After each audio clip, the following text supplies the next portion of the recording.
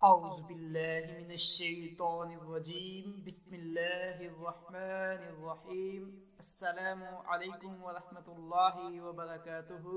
آج ہمارے بھائی کا ایک سوال ہے کہ روزہ کی حالت میں بالوں کو مہندی لگانا یا آنکھوں میں سرما لگانا جائز ہے یا نہیں جائز ہے؟ تو اس کا جواب ہے، روزہ کے دوران بالوں کو مہندی لگانے سے روزہ نہیں ٹوٹتا اور نہ آنکھوں میں سرما یا دوائی ڈالنے سے روزہ خراب ہوتا ہے اور نہ ہی روزے کو کوئی نقصان پہنچتا ہے۔ سرما کی اجازت کے متعلق جو مرفوعاً حدیث بیان کی جاتی ہے وہ ایک راوی ابو عاتقہ کی وجہ سے ضعیف ہے۔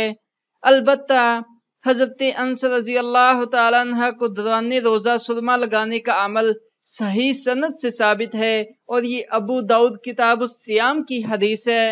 اسی طرح طبرانی اوسط میں حضرت بریرہ رضی اللہ تعالی عنہ اور شعب الایمان میں حضرت ابن عباس رضی اللہ تعالی عنہما سے سرما کے استعمال کے متعلق احادیث مروی ہیں۔